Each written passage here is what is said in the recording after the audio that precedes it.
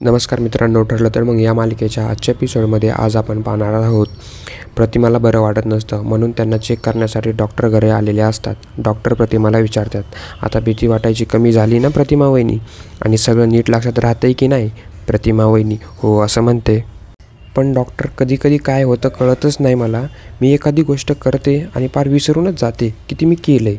त्यावेळी डॉक्टर म्हणतात, प्रतिमा वहिनी तुम्ही गोळ्या वेळेवर घेताय ना? प्रतिमा म्हणते, हो हो. जर मी नाही म्हटलं की सुमन गोळ्या द्यायची राहणार आहे का? खूप काळजी घेते ही आमची सुमन. डॉक्टर सुमनताईकडे पाहून म्हणते, सुमनताई मी 250 mgच्या गोळ्या सांगितल्या होत्या, त्याच देत आहे ना? का डोस कमी देत आहे? जर मला गोळ्या बघू. सुमन म्हणते, हो हो इथेच आहेत. त्यावेळी नागराज म्हणतो, मी देतो. नागराज ड्रॉवर जवळ जातो आणि मनात विचार करतो. त्याची भीती होती नक्की तेच झालं. आता जर डॉक्टरनी ह्या गोळ्या बघितल्या तर लगेच कळेल की ह्या गोळ्या बदलल्यात. डॉक्टर रविराजला म्हणते, मी पथ्याचं काही सांगितलं होतं त्याप्रमाणे वहिनींना खाणं पिणं व्यवस्थित जात आहे ना? रविराज म्हणतो, आता सुमन असताना काळजी करण्याचं काही कारणच नाही. हे सर्व एकांसोबत बोलत असतात. त्यावेळी नागराज हळूच ड्रॉवरमधल्या गोळ्या काढून स्वतःच्या खिशात लपवतो. त्यावेळी कोणाचंही लक्ष नागराजकडे नसतं. त्यावेळी नागराज सुमनला म्हणतो, मुद्दाम म्हणतो, सुमन अगं ह्या गोळ्या कुठे आहे? ह्या ड्रॉवरमध्ये दिसत नाही आहे. सुमन म्हणते, अहो तिथेच होत्या, नीट बघा. नागराज म्हणतो, नाही आहे इथे. कुठे ठेवले सुमन तू?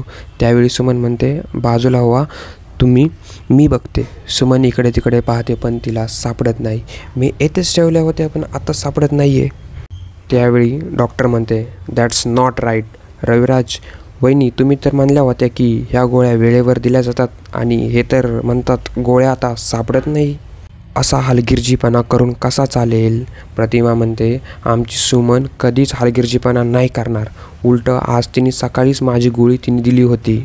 नागराज म्हणतो, तू सकाळी गोळी दिली होती? सुमन म्हणते, हो. नागराज म्हणतो, मग तू खिडकीतून सकाळी काय बाहेर फेकत होती? सुमन म्हणते, नाही हो काहीच नाही. नागराज म्हणतो, तू खिडकीतून काहीतरी बाहेर फेकत होती, मी बघितलं आहे.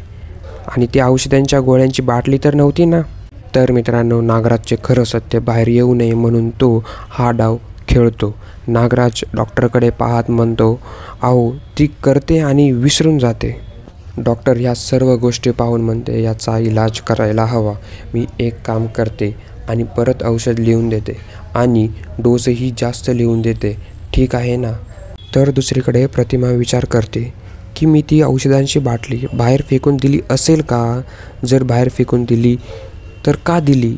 तर मित्रांनो, पुढील भागामध्ये आपण पाहणार आहोत की रविराज सुमनला म्हणतो, तन्वीचा लहानपणीचा निरागस चेहरा आठवतोय, त्या वयात तिला आसरा देत आहे. सुमन म्हणते, आज आपण आश्रमात जाऊया की नको? असेच नवीन एपिसोड पाहण्यासाठी चॅनल लाईक, शेअर आणि सबस्क्राईब नक्की करा.